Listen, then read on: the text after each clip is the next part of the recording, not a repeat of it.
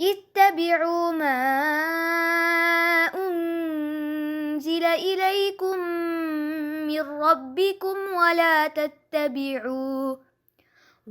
تتبعوا من دونه نحمده ونصلي على رسوله الكريم اما بعد فاعوذ بالله من الشيطان الرجيم بسم الله الرحمن الرحيم رب اشرح لي صدري ويسر لي امري واحلل عقدة من لساني يفقهوا قولي فالذین آمنوا به، لہذا جو لوگ اس پر ایمان لائیں، یعنی نبی صلی اللہ علیہ وسلم پر جو لوگ ایمان لائیں، وَأَزَّرُوهُ، اور آپ کی توقیر کریں۔ ازرو کا لفظ تعزیر سے ہے، ازداد میں سے ہے۔ ازداد کا مطلب تو جانتے ہیں نا، آپ پیچھے بھی پڑھ چکے ہیں۔ اس کا ایک معنی ہے عزت کرنا، تعظیم کرنا، اور دوسرا معنی ہوتا ہے سزا دینا۔ تو یہاں عزت دینے کے معنوں میں تعظیم کرنا، قوت دینا، اور اس کی تعظیم کریں۔ تعزیر کے اصلی معنی ہوتے ہیں شفقت کے ساتھ منع کرنا، حفاظت کرنا۔ عبداللہ بن عباس نے ازروہ کے معنی تعظیم اور تکریم کرنے کے بتائے ہیں۔ اور مبرد ایک بہت بڑا عربی دان تھا، مبرد نے کہا کہ اعلیٰ درجہ کی تعظیم کو تعزیر سے تعبیر کیا گیا ہے، یعنی بہت زبردست قسم کی عزت، اور اس کی تعظیم کریں، اس کو قوت دیں، وَنَصَرُوهُ، اور اس کو مدد دیں، یعنی صرف ایمان ہی نہیں لائیں بلکہ عزت بھی دیں اور مدد بھی کریں۔ حضرت مغیرہ بن شعبہ کی حدیث میں ہے کہ جب آپ صلی اللہ علیہ وسلم گھر میں تشریف فرما ہوتے تو صحابہ باہر سے آواز دے کر آپ کو بلانا بے ادبی سمجھتے، یعنی شور مچاتے اور آوازیں دیتے ہوئے نہیں آتے تھے، دروازے پہ دستک بھی صرف ناخن سے دیتے تاکہ زیادہ کھڑکا اور شور نہ ہو۔ حضرت مغیرہ بن شعبہ خود اس حدیث کو روایت کرتے ہیں کہ ہم حضور صلی اللہ علیہ وسلم کا دروازہ ناخن سے بجاتے تھے، بالاظافیر کا لفظ آتا ہے، یعنی ہاتھ نہیں مارتے تھے، ٹخ ٹخ نہیں کرتے تھے، بلکہ صرف اتنی آواز، اتنی وائبریشن کے جس سے دوسرے کو پتہ چل جائے۔ یہ بھی ادب اور احترام کا ہی ایک رویہ ہے۔ اور یہ ادب اور احترام صرف آپ کی زندگی میں نہ تھا بلکہ بعد میں بھی۔ آپ کی وفات کے بعد صحابہ کرام اور تابعین کا یہ معمول تھا کہ مسجد نبوی میں کبھی بلند آواز سے بات کرنا تو درکنار، کبھی اونچی آواز سے کوئی خطاب بھی نہیں کرتا تھا، یعنی اونچی آواز سے مسجد میں نہیں بولتے تھے کہ یہ حضور صلی اللہ علیہ وسلم کی مسجد ہے۔ اور آپ کی وفات کے بعد اکثر صحابہ کا حال کیا ہوتا تھا کہ مسجد میں جب آپ کا نام آ جاتا تو زاروں قطار رونے لگتے تھے اور بالکل ایک سناٹا چھا جاتا تھا۔ آج مسجد نبوی کا حال دیکھیں اس امت کے ہاتھوں، وہاں جا کے تو دل چاہتا ہے صرف روتے ہی رہیں لوگوں کے حال دیکھ کر، جو چیخ پکار اور جو ایک دوسرے کو دھکم پیل اور ایک دوسرے کے ساتھ ناروا طریقہ، اور جو آوازیں دی جا رہی ہیں اور کوئی کہہ کے لگ رہے ہیں اور کوئی کچھ کر رہا ہے۔ تو جب ہمارے اندر وہ اخلاق ہی نہیں رہا، جب ہمارے دلوں میں وہ احترام ہی نہیں رہا حضور صلی اللہ علیہ وسلم کا، اور پھر آپ کے نام پہ جو محفلیں ہم قائم کرتے ہیں اس میں کس قدر چیخ پکار کرتے ہیں، جو درود اور سلام مل کے پڑھتے ہیں اس کا حال آپ دیکھیں کیا کرتے ہیں ہم، اور زبان سے کیا دعویٰ ہے ہم بہت ادب احترام کر رہے ہیں، اور جو نہیں کر رہا وہ بے ادب ہے، وہ یہاں سے نکل ہی جائے۔ یعنی ہم نے ادب احترام کے پیمانے بھی خود ایجاد کر لیے، جبکہ صحابہ کرام سے نہیں سیکھا کہ وہ کیسا ادب کرتے تھے۔ تو ہم تو صرف آپ کے نام سے واقف ہیں، یہ نہیں پتا کہ آپ کے ساتھ تعلق ہمارا کیسا ہونا چاہیے، سیکھا ہی نہیں، جانتے ہی نہیں۔ تو آپ نے تو ان لوگوں کو ایکسکلوڈ کر دیا، وہ ہم میں سے ہی نہیں۔ لیس منا من لم یعقر کبیرنا، وہ ہم میں سے نہیں جو بڑے کی عزت کرنا نہ جانے، اور سب سے بڑے ہمارے لیے تو خود حضور صلی اللہ علیہ وسلم ہے۔ تو جو لوگ آپ پر ایمان لائیں اور آپ کی عزت کریں، توقیر کریں، احترام کریں، آپ نے امام مالک کا حال پڑھا ہوگا کہ جب وہ حدیث کی مجلس میں ہوتے تھے تو کیا حالت ہوتی تھی. ایک دفعہ ان کو 70 مرتبہ ایک بچھو نے ڈنگ مارا لیکن وہ ہلے نہیں اپنی جگہ سے، چہرہ زرد ہو گیا، کوئی چیخ پکار نہیں کی. مکمل یکسوئی، ادب، احترام، خاموشی. بسا اوقات ہزاروں کا مجمع ہوتا تھا لیکن کوئی بھی اس مجلس میں جہاں آپ کی بات ہو رہی ہو اونچا بولنا اور کوئی اور بات کرنا اس کو خلاف ادب سمجھتا تھا، اور آپ کی بات سے بڑھ کر کسی اور کی بات لانے کو بھی بے ادبی سمجھتے تھے. اور آج ہم آرام مزے سے کہہ دیتے ہیں حدیث ہی ہے نا، کیا بات ہے، کیا فرق پڑتا ہے. وَنَصَرُوهُ، اور آپ کو مدد دی. مدد کس چیز میں دی؟ آپ کے کیا کام کاروبار تھا آپ کا جس میں آپ کے مددگار بنے تھے؟ وہ کوئی بزنس تھا آپ کا، وہ کوئی تجارت کا کام تھا، کوئی مال کمانا تھا آپ کو جس میں آپ کے مددگار بنے تھے سب مل کر؟ دین کو پھیلانے کا کام. طالب ہاشمی نے جو کتابیں لکھی ہیں صحابہ کرام پر، اس میں وہ لکھتے ہیں خصوصی طور پر ان صحابہ کے بارے میں اور مددگار مل گئے کہ آپ کے کام کو آگے بڑھانے والے دراصل آپ کے صحابہ کرام ہی تھے جنہوں نے اس اوریجنل کام کو آگے پھیلا دیا دنیا تک. اور وہ پھر مدینہ میں ہی چمٹ کے نہیں بیٹھے رہے بلکہ دنیا بھر میں پھیل گئے، اور سب کی ایک ہی سوچ تھی، ایک ہی جذبہ تھا، ایک ہی مقصد تھا. اور نہ صرف یہ کہ آپ کا اتباع کیا بلکہ وَاتَّبَعُوا النُّورَ الَّذِي أُنزِلَ مَعَهُ، اس نور کا اتباع بھی کیا، یعنی قرآن پاک کو بھی فالو کیا. یہ ہے ان کی اصل خصوصیت. ہمارا حال کیا ہے؟ جب ہم حضور صلی اللہ علیہ وسلم کی سنتوں کی بات کرتے ہیں قرآن کو بھول جاتے ہیں. یعنی ہمارے ہاں بعض مجلسیں قائم ہوتی ہیں جس میں صرف سنت کا ذکر ہوتا، قرآن کا ذکر نہیں ہوتا. اس سے دین نہیں مکمل ہوتا. دین اس وقت مکمل ہوتا ہے جب سنت کے ساتھ قرآن بھی ہو اور قرآن کے ساتھ سنت بھی ہو، دونوں چیزیں ساتھ ساتھ چلیں. تبھی تو لا الہ الا اللہ اور محمد رسول اللہ ہے. ہم دوسرے حصے کو بھول جاتے ہیں. اولئک ھم المفلحون، یہی لوگ فلاح پانے والے ہیں، یہی لوگ کامیاب ہیں. یہ ہے کامیاب لوگوں کی صفات. تو کامیابی صرف مادی وسائل سے نہیں آتی. آج ہم جب سوچتے ہیں کہ ہماری قوم ترقی کرے گی، کامیاب ہوگی، تو کیا ہمارے ذہن میں ہوتا ہے کیا ہوگا تو ہم ترقی کر جائیں گے؟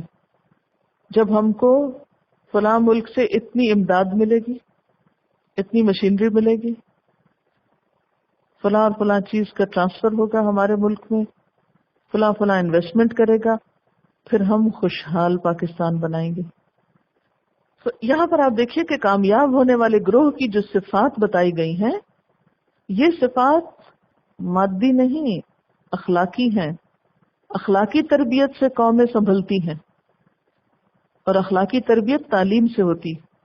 آپ دیکھیں نا کامیابی کی صفات میں کیا کیا چیزیں آ رہی ہیں پیچھے کہا نا میں اپنی رحمت کو ان لوگوں کے لیے لکھ دوں گا. اللہ کی رحمت کن لوگوں کے لیے آتی؟ جن کے اندر تقویٰ ہو، جو اب دنیا کی محبت میں مبتلا نہ ہو، مال خرچ کر سکتے ہوں، جو اللہ کی باتوں کو مانتے ہوں، جو حضور صلی اللہ علیہ وسلم کی پیروی کرتے ہیں، جنہوں نے نیکی کا حکم دیا، برائیوں سے روکا، اور درست غذائی تعلیم دی، اور دین کے نام پر بے جا پابندیوں کو ختم کیا. دیکھیے دین پھیل نہیں سکے گا جب تک ایسی چیزوں کو ہم ختم نہیں کریں گے. مثلاً عورتوں کے اوپر یہ جو پابندی ہے کہ یہ نہ پڑھو، یہ نہ کرو، ادھر نہ جاؤ، وہ نہ، جب تک یہ ختم نہیں ہوگی عورت کی روحانی پرورش نہیں ہو سکے گی. مجھے جو دین کے کام میں بہت بڑی مشکل پیش آئی ہے وہ یہی ہے کہ میں نے ان چیلنجز کو لیا ہے کہ یہ جو ہمارے معاشرے میں اس طرح کی باتیں عام کی گئی ہیں ان کو ختم کرنا ہے، اور اس کے نتیجے میں سب گمراہی کا الزام ہے. تو آپ دیکھیے کہ حضور صلی اللہ علیہ وسلم نے آ کر جو ایک نئی سوچ پیدا کی تھی اس کے بنیاد کن چیزوں پر تھی؟ اگر ہم اس سنت کو لیں، نیکی کو پھیلاؤ، برائی کو روکو، کھانے پینے کے بارے میں طیب اور خبیث کی تمیز سکھاؤ لوگوں کو. ان کے اوپر سے دین کے نام پر خود ساختہ پابندیوں کے جو بوجھ ہیں ان کو ہٹاؤ. دین جتنا ہے بس اتنا ہی رکھو. بدعات کا خاتمہ، جب تک وہ نہیں ہوتا اصل دین تو پردوں میں چھپا رہتا ہے، وہاں تک تو پہنچ ہی نہیں پاتے. اور اس کے بعد ادب، احترام، اخلاق، تربیت کا ایک نظام قائم کیا جائے. اتباع کیا ہوتا ہے؟ فٹ سٹیپس کو فالو کرنا. ان سب چیزوں پہ جب تک آپ نہیں جائیں گے آپ کے پیچھے، آپ کے طریقہ تربیت کو جب تک ہم فالو نہیں کریں گے، ہم جتنا مرضی دین پڑھا لیں تبدیلی کوئی نہیں آ سکتی. اب پھر یہ باتیں میں باہر والوں کے لیے نہیں کر رہی، آپ کے لیے کر رہی ہوں. خدا کے لیے اس کو سمجھیے، کیونکہ جب میں بات کرتی ہوں آپ اوروں کو میرے خیال سوچنے لگتے ہیں اچھا وہ فلانا ایسا کرتا ہے، فلاں ایسا کرتا ہے. ہم اپنے لیے راہیں تلاش کریں، ہمیں کیا کرنا ہے، ہمیں آئندہ کس طریقے پر عمل کرنا ہے. دوسروں سے زیادہ خود ہم کو ضرورت ہے. ہم اپنے اندر دیکھیں کہ ہمارے اندر ابھی تک غذائی عادات چینج ہوئی؟ کیا ہم نے صدقہ خیرات شروع کیا؟ اگر صرف ایک ہیبٹ بنا لیں. آپ میں سے جو مائیں ہیں، چلیے میں آپ کو ایک چھوٹی سی ٹپ دیتی ہوں. آپ مائیں اپنے بچوں کو جیسے پاکٹ منی دیتے ہیں نا، ایسے ہی صدقہ منی بھی دیا کریں. مثلا آپ اپنے بچوں کو 100 روپے کا چینج کروا کے دے دیں اور ان کو بتا دیں کہ آپ ہر روز کم از کم 5 روپے یا 10 روپے ضرور ڈالیں گے صدقے میں. یعنی جب آپ صدقہ کریں تو صرف خود نہ کیا کریں، بچوں سے کروایا کریں، ان کے ہاتھ سے دلوایا کریں، ان کو احساس دلائیں تاکہ ان کے دل سے دنیا کی حرص اور مال کی محبت کم ہو. یہ ہماری ماؤں کا فرض بنتا ہے کہ وہ بچوں کو ایسی تربیت کریں. یعنی آپ دیکھیں نا کہ کتنی اور چیزیں ہیں، لیکن ان سب کو چھوڑ کے وَيُؤْتُونَ الزَّكَاةَ کی بات آئی ہے. ہمارے ہاں یہی تو ختم ہو گئی ہے بات. اب یہاں پر آپ دیکھیے کہ پہلی چیز کیا ہے؟ تقویٰ. دوسری چیز مال خرچ کرنا. پھر نبی صلی اللہ علیہ وسلم کا اتباع. اتباع کیا ہوتا ہے؟ اتباع آپ یوں سمجھیں جیسے کسی کو چیز کر رہے ہیں نا، آپ پیچھے پیچھے جا رہے ہیں. کون سا کام کیسے کرتے تھے، اور جب تک آپ کے اپنے اندر طلب نہیں ہوتی آپ نہیں جان سکتے، نہیں معلوم کرتے. اگر آپ کو یہ شوق لگ جائے نا کہ حضور صلی اللہ علیہ وسلم اللہ کی محبوب ترین ہستی تھی تو جو کچھ انہوں نے کیا وہ مجھے کرنا ہے، تو آپ کا دماغ کھلنے لگے گا، آپ کی طلب بڑھنے لگے گی، آپ پھر تلاش کرنے لگیں گے ان سارے طریقوں کو. اچھا یہ کام کیسے کرتے تھے، یہ کام کیسے کرتے تھے، تو ہر چیز اپنی جگہ پہ آنا شروع ہو جائے گی. اور پھر نیکی کا حکم دینا، برائی سے روکنا، کھانے پینے کے بارے میں اچھی ہیبٹس کو ڈیولپ کرنا. پھر اس کے بعد دین کے نام پر ڈالے گئے بوجھ اور پابندیوں کو ختم کرنا. جب تک یہ کام نہیں ہوگا نا اس وقت تک دین نہیں پھیل سکتا. کبھی آپ نے سوچا، غور کیا کہ دین کے محدود ہونے، مسجدوں تک بند ہو جانے کی وجہ کیا بنی؟ اسباب کیا ہیں؟ ان میں جہاں تعلیم کی کمی ہے وہاں ایک اور بڑا اہم سبب ہے. اس میں بنیادی طور پر ایک بڑی وجہ دین کے نام پر لگائی ہوئی بے شمار پابندیاں بھی ہیں، جن سے دین ہمیں سخت نظر آیا. وہ اصل میں تو نہیں تھی پابندی، جب ہم نے لگا دی تو دین سخت ہو گیا، مشکل ہو گیا، بوجھل ہو گیا. اب وہ اٹھایا نہیں جا رہا. جب اٹھایا نہیں جا رہا تو اٹھا کے رکھ دیا اور آزاد ہو کے چل پڑے. مادر پدر آزاد ہو گئے ہم. تو اگر آپ واقعی دین کا ریوائول چاہتے ہیں تو یہ اہم ترین نقطہ ہے کہ جو چیز دین کا حصہ نہیں، ثابت نہیں، صرف خیالات پر مبنی ہے، صرف کچھ لوگوں کی سوچ پر مبنی ہے، اس کو ہٹا دیں. جب وہ دین اصلی دین رہ جائے گا نا، خالص پیور فارم میں، پھر آپ کے لیے اس پر عمل کرنا کچھ مشکل نہیں رہے گا، کیونکہ وہ فطرت کے مطابق. دین کے نام پر ایجاد کردہ رسمیں اور پابندیاں غیر فطری ہیں. آپ بحث کسی سے نہ کیا کریں، جو بھی مسئلہ پیش آئے تو اس میں کہا کر اچھا پوچھ کر بتا دیں. قرآن کا حکم ہے فَاسْأَلُوا أَهْلَ الذِّكْرِ إِن كُنتُمْ لَا تَعْلَمُونَ. جس بات کا علم نہ ہو کبھی گھبرایا نہیں کریں، پریشان نہیں ہوا کریں، کہ پوچھ کر بتا دیں گے۔ آپ کو معلوم ہے امام مالک کے حالات میں آپ نے پڑھا ہی ہوگا کہ ایک شخص اتنی دور سے آیا، پورے وہ مغرب والوں کا ریپرزینٹیٹیو بن کے وہ کہتے ہیں لا ادری، مجھے نہیں پتا۔ وہ پریشان ہوتا میں جا کے کیا بتاؤں گا، تم جا کے یہی بتانا۔ وہ کہتے ہیں لا ادری، مجھے نہیں پتا۔ تو اگر امام مالک جتنے عظیم امام اور علم کا سمندر وہ کہتا ہے لا ادری، تو ہم جیسے چوزوں کو کیا فرق پڑتا ہے؟ ہماری شان میں کیا کمی ہو جائے گی اگر ہم کہہ دیں گے کہ لا ادری، ہمیں نہیں پتا۔ کچھ نہیں بگڑتا اس سے، کچھ نہیں جاتا۔ تو کامیابی نہیں ہو سکتی جب تک آپ صلی اللہ علیہ وسلم کی اس سنت کی پیروی نہیں ہوگی کہ دین کے نام پر خود ساختہ چیزوں کی صفائی۔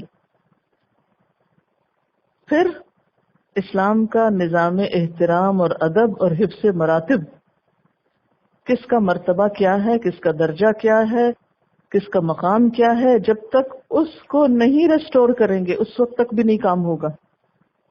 جہاں بڑے کی عزت نہ ہو، جہاں چھوٹے پہ شفقت نہ ہو، وہاں کوئی خیر برآمد نہیں ہو سکتی۔ جہاں دل ہی کٹے پھٹے ہوں، جہاں ایک دوسرے کے خلاف نفرتیں، عداوتیں اور کدورتیں ہوں، اس ماحول میں دین کا پودا پروان نہیں چڑھ سکتا۔ آپ اس کو پودے سے، جیسے میں نے ابھی تشبیہ دی نا، پودے سے دیکھیں۔ پودا ڈالنے کے لیے آپ نے زمین بھی تیار کر لی، آپ نے بیج بھی ڈال دیا، پانی بھی ڈال دیا، سب کچھ ہو گیا، لیکن اس پودے بیچارے کو ماحول نہیں ملا۔ تو یہ جو آخری حصہ ہے نا اس کا، عزت اور احترام والا، اور دوسرے کی سپورٹ اور ٹیم ورک اور مدد دینا دوسرے کو ایک کام میں، اس کام میں جب تک وہ احترام کا ماحول نہیں قائم ہوگا وہ پودا بڑھ نہیں سکے گا۔ وہ جو دین کا لگایا ہوا پودا ہے نا، اس کو غذا صرف زمین سے نہیں ملتی، صرف علم سے نہیں ملتی، صرف پانی سے نہیں ملتی، بلکہ اس روشنی سے، اس پورے انوائرنمنٹ سے ملتی ہے جو اس کے موافق ہوتی۔ اب جیسے آپ سب یہاں پر آتے ہیں، اگر آپ ایک دوسرے کا احترام نہیں کریں گے، اپنے بڑوں کا نہیں کریں گے، استاد کا نہیں کریں گے، نتیجہ کیا نکلے گا؟ آپ چاہے سارا قرآن حفظ کر لیں، سارا ترجمہ بھی یاد کر لیں، آپ کے اندر سے کچھ پھوٹا ہی نہیں، ایسا دین پھر پھیل نہیں سکتا۔ وہ پودا جیسے پھیل نہیں سکتا نا، بڑھ کے پھل پھول نہیں دے سکتا، اسی طرح ایسے لوگ جو اس سے خالی ہوں اور یہ کلچر نہ ڈیولپ کریں، یہ ماحول نہ پیدا کریں کہ جس میں ایک دوسرے کی رسپیکٹ ہو، ادب احترام ہو، دین کی ترقی نہیں ہو سکتی۔ وَاتَّبَعُوا النُّورَ الَّذِي أُنزِلَ مَعَهُ أُولَئِكَ هُمُ الْمُفْلِحُونَ۔ یہی لوگ فلاح پانے والے ہیں، کامیاب ہونے والے ہیں۔ جو ہمارے کلچر میں ٹیررزم اور دہشت گردی اور فساد، دنگا، یہ جو سب کچھ ہو گیا ہے، یہ نتیجہ ہے ایک دوسرے کا احترام نہ کرنے کا، ایک دوسرے کو اس کا حق نہ دینے کا۔ یعنی کسی کی بھی عزت محفوظ نہیں ہے یہاں، اور اس میں چھوٹے بڑے سب شریک ہیں ایک دوسرے کی عزتیں پامال کرنے میں، ایک دوسرے کو رسوا کرنے میں، ایک دوسرے کی ٹانگیں کھینچنے میں۔ ہر کوئی اسی پہ تلا ہوا ہے کہ دوسرے کو منہ کے بل گرائے، بے عزت اور ذلیل کرے۔ یعنی بچے جب بدتمیزی کرتے ہیں تو ہم کہتے ہیں بہت کانفیڈنٹ ہیں آج کل کے بچے، ماں باپ خوش ہو رہے ہوتے ہیں ان کی بد اخلاقی پہ۔ تو جب بد اخلاقی کو آپ کانفیڈنس کا نام دے دیں تو پھر کیا حال ہوگا؟ بچوں کی گیمز اور انٹرٹینمنٹ کیا رہ گئی ہے؟ کیا دیکھتے ہیں، کیا کرتے ہیں؟ لڑائی جھگڑے پر مبنی چیزیں۔ تو ادب احترام اور انسانیت کا احترام کہاں سے رہے گا؟ جب آپ کے ساتھیوں کی بنیادی تربیت مکمل ہوئی تو پھر کیا اعلان کروایا گیا؟ قُلْ يَا أَيُّهَا النَّاسُ، کہہ دیجئے اے لوگو، انی رسول اللہ الیکم جمیعا، میں تم سب کی طرف اللہ کا رسول ہوں۔ یہ ہے کام کی ترتیب۔ پہلے اندر کی اصلاح، اپنے آس پاس کی، اور پھر دنیا کی۔ پہلے قریب کے لوگوں کو ایمان کی دعوت ہے، اور پھر تمام انسانیت تک اس پیغام کو پہنچایا جا رہا ہے. اہل کتاب کے بعد تمام انسانیت کے لیے. اے لوگو، بے شک میں تم سب کی طرف اللہ کا رسول ہوں. جمیعا، سب کی طرف. الذی، وہ ذات، یعنی کس کا رسول ہوں؟ اس رب کا. لہو ملک السماوات والارض، جس کے لیے آسمان و زمین کی بادشاہت ہے. لا الہ الا ہو، جس کے سوا کوئی الہ نہیں. یحیی و یمیت، وہ زندہ کرتا ہے اور موت دیتا ہے. فآمنوا باللہ، پس ایمان لے آؤ اللہ پر. ورسولہ النبی الامی، اور اس کے رسول نبی امی پر. الذی، وہ جو یؤمن باللہ وکلماتہ، ایمان رکھتا ہے اللہ پر اور اس کے کلمات پر. واتبعوہ، اور اس کی پیروی کرو. لعلکم تہتدون، تاکہ تم ہدایت پا جاؤ. نبی صلی اللہ علیہ وسلم کے بارے میں بائبل میں یہ پیشن گوئی ہے کہ زمین کے سب قبائل اس کے وسیلے سے برکت پائیں گے. یعنی ان کو پتا ہے کہ آپ صلی اللہ علیہ وسلم ساری انسانیت کے لیے رسول ہیں اللہ کے. تو اسی لیے اسی کانٹیکس میں کیا بتایا گیا کہ میں سب کی طرف رسول بنا کر بھیجا گیا ہوں، اور اس اللہ کی طرف سے آیا ہوں جو آسمان و زمین کا بادشاہ ہے. زندگی اور موت اس کے ہاتھ میں ہے. اب تمہارا کام کیا ہے کہ تم اللہ پر ایمان لاؤ اور اس کے رسول پر. اور پھر دوبارہ یہاں پر آپ کی وہی صفت بتائی گئی کہ آپ امی تھے. اور نہ صرف یہ کہ آپ لوگوں کو ایمان کی طرف بلانے والے تھے، بلکہ خود بھی اس پر سب سے پہلے عمل کرنے والے تھے. الذی یؤمن باللہ، وہ جو اللہ پر ایمان لاتا ہے. وکلماتہ، اور اس کی باتوں پر. واتبعوہ، اور اس کی پیروی اختیار کرو. لعلکم تہتدون، تاکہ تم ہدایت پاؤ. تو اس آیت سے کیا پتہ چلتا ہے کہ آپ صلی اللہ علیہ وسلم کی رسالت تمام انسانیت کے لیے ہے. لہذا آپ کے بعد کسی نئے نبی کی ضرورت نہیں، کسی اور رسول کے آنے کی ضرورت نہیں، کیونکہ آپ کی کتاب بھی محفوظ ہے، آپ کا پیغام بھی محفوظ ہے، اور آپ کی رسالت بھی سب کے لیے. باقی پیغمبر اپنے اپنے علاقے اور اپنی اپنی قوم کے لیے آئے. اس کی کیا دلیل ہے کہ اپنی قوم کے لیے آئے تھے؟ بس ہے کوئی؟ پیچھے آپ نے جو پیغمبروں کے حالات پڑھے ہیں اس میں کیا آتا ہے؟ لقد ارسلنا نوحا الى قومه، نوح علیہ السلام کو ہم نے ان کی قوم کی طرف بھیجا. فقال یا قوم، کہا اے میری قوم، اعبد اللہ. ٹھیک، اچھا پھر اس کے بعد اگلے پیغمبر کون آتے ہیں؟ وَإِلَىٰ عَادٍ أَخَاهُمْ هُودًا قَالَ يَا قَوْمِ اعْبُدُوا اللَّهَ، ان کا بھی خطاب اپنی قوم کو ہے. پھر سمود کی طرف، وَإِلَىٰ ثَمُودَ أَخَاهُمْ صَالِحًا قَالَ يَا قَوْمِ اعْبُدُوا اللَّهَ، قوم کو خطاب ہے. اور اسی طرح لوط علیہ السلام کے لیے کیا آتا ہے؟ وَلُوطًا إِذْ قَالَ لِقَوْمِهِ، جب انہوں نے اپنی قوم سے کہا. اپنی قوم کی ذمہ داری ہے ان پر.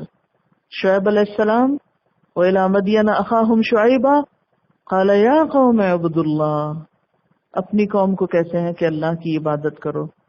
پھر اسی طرح موسیٰ علیہ السلام کس کی طرف بھیجے گئے تھے؟ بنی اسرائیل کی طرف. بنی اسرائیل کے لیے پیغمبر بنا کر بھیجے گئے. لیکن حضور صلی اللہ علیہ وسلم ساری انسانیت کی طرف. اس لیے آپ کے بعد کسی نبی کی کوئی ضرورت ہی نہیں، کوئی گنجائش ہی نہیں، کوئی موقع ہی نہیں کہ کسی اور کو بھی رسول مانا جائے یا نبی مانا جائے. اور پچھلے پیغمبروں کے بعد کسی اور رسول کے آنے کی ضرورت کیوں ہوتی تھی؟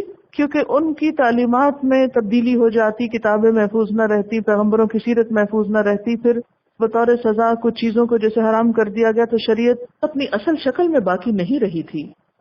جب آپ کے ہاتھوں سب کچھ ہو گیا تو اب کسی اور کی ضرورت نہیں. اب ضرورت کس چیز کی ہے؟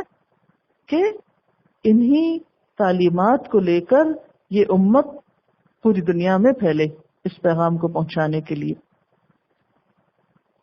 اسی لیے قرآن پاک میں آپ دیکھتے ہیں کہ یا ایھا الناس کہہ کے، اور خصوصاً اس آیت میں بھی پوری انسانیت کو خطاب ہے. ومن قوم موسیٰ، اور موسیٰ علیہ السلام کی قوم میں سے، امتن ایک گروہ ہے، یہدون بالحق جو ہدایت دیتا ہے حق کے ساتھ. موسیٰ علیہ السلام کی قوم میں ایک گروہ تھا جو حق کے مطابق ہدایت کرتا تھا. وبہ یعدلون، اور اسی کے ساتھ یعنی حق کے ساتھ وہ انصاف کرتا تھا. یعنی ساری بنی اسرائیل بگڑی ہوئی نہیں تھی، بلکہ ان میں ایک گروہ حق پر بھی قائم تھا، عدل و انصاف کا حکم دیتا تھا. وقطعناہم، اور کاٹ دیا ہم نے ان کو، ٹکڑے ٹکڑے کر دیا ہم نے ان کو. اثنتئی عشرۃ اسباطا امما، 12 گھرانوں میں تقسیم کر کے مستقل گروہوں کی شکل میں. اثنتئی عشرۃ 12، اسباطن بڑے قبیلے، امما گروہ بنا کر. یعنی ہم نے اس قوم کو 12 گھرانوں میں تقسیم کر کے انہیں مستقل گروہوں کی شکل دے دی تھی. اشارہ ہے بنی اسرائیل کی اس آرگنائزیشن کی طرف، تنظیم کی طرف، جو سورۃ مائدہ آیت نمبر 12 میں بیان ہوئی. اس کی پوری تفصیل بائبل کے باب گنتی میں ملتی ہے. وَأَوْحَيْنَا إِلَى مُوسَىٰ، اور ہم نے موسیٰ علیہ السلام کی طرف وحی کی. اذ استسقاہ قومہ، جب اس سے اس کی قوم نے پانی مانگا. یہ آپ کو سب باتیں یاد ہے نا؟ کیوں مانگا تھا پانی؟ صحرا میں کچھ تھا نہیں، اس لیے. ان اضرب بعصاک الحجر، کہ مارو اپنے عصا کو پتھر پر. فانبجست منہ 12 عینا، تو پھوٹ نکلے اس میں سے 12 چشمے. وہاں پر کیا لفظ آتا ہے؟ فانفجرت. یہاں کیا آتا ہے؟ فانبجست. روٹ کیا ہے فانبجست کا؟ بے جیم سین، بجس، تنگ مقام سے پانی کا بہہ نکلنا، پھوٹ پڑنا. بنی اسرائیل کو خصوصی طور پر ضروریات زندگی عطا کی گئی. پہاڑی چشمے نکال کر ان کے لیے پانی فراہم کیا گیا. قد علم کل اناس مشربہم، ہر شخص نے اپنا مشرب یعنی گھاٹ، پانی پینے کی جگہ پہچان لی، جان لی. اس میں ایک آرگنائزیشن کا طریقہ اور اصول بتایا جا رہا ہے. جو بھی کوئی تنظیم ہوتی ہے یا جو گروہ ہوتا ہے، یہ ایک ضرورت ہوتی ہے معاشرے کی. کسی بھی کام کو کرنے کی 2 ہی شکلیں ہو سکتی ہیں. ایک تو یہ کہ آپ ہیفیزٹلی کر لیں، جو دل میں آئے کریں، اور ایک یہ کہ منظم آرگنائز طریقے سے کریں. تو اب یہ لوگ کھلے صحرا میں تھے، تو وہاں پر ان کو منظم کرنے کی ضرورت تھی تاکہ کوئی کہیں گم نہ جائے، کوئی کسی کے ساتھ کوئی اور نقصان یا حادثہ نہ ہو، ایک شخص ذمہ دار ہو. ایک تو ہے نا شہر میں آپ رہ رہے ہیں، ایک مخصوص جگہ پر رہ رہے ہیں، اور ایک کھلے صحرا میں آپ رہ رہے ہیں، تو وہاں ایسی تنظیم کی اور زیادہ ضرورت پڑتی جہاں لوگوں کا ایسا ایک اکٹھ ہو جائے. اور پھر ہر شخص مخصوص جگہ پر رہائش رکھے، پانی وغیرہ کا انتظام ہو. اب اگر مخصوص نہ ہو اور ہر شخص ہر جگہ پر پہنچ جائے تو لوگوں کے لیے ایک مشکل پیدا ہو سکتی ہے. ایک جگہ پر بہت لوگ ہو سکتے ہیں اور دوسری جگہ پر کوئی بھی نہیں. وَظَلَّلْنَا عَلَيْهِمُ الْغَمَامَ، ہم نے ان پر بادلوں کا سایہ کیا، کیونکہ بہت دھوپ تھی، کوئی جگہ تو تھی نہیں رہائش کی، لہذا دن کے وقت ان پہ بادل بھیج دیے جاتے. وَأَنزَلْنَا عَلَيْهِمُ الْمَنَّ وَالسَّلْوَىٰ، کھانے کا انتظام من و سلوہ کی شکل میں کیا، اتارا ہم نے ان پر من و سلوہ، نمکین اور میٹھا. کلوا من طیبات ما رزقناکم، کھاؤ ان پاکیزہ چیزوں میں سے جو ہم نے تم کو بطور رزق عطا کی. پھر طیبات کی بات آئی ہے. وما ظلمونا، انہوں نے ہم پہ ظلم نہ کیا. ولکن کانوا انفسہم یظلمون، لیکن یہ اپنی جانوں پر خود ظلم کرتے تھے. یعنی سب کچھ پا کر پھر اللہ ہی کی اطاعت نہیں کرتے تھے. وآخر دعوانا ان الحمد للہ رب العالمین. سبحانک اللہم وبحمدک نشہد ان لا الہ الا انت نستغفرک ونتوب الیک. السلام علیکم ورحمۃ اللہ وبرکاتہ۔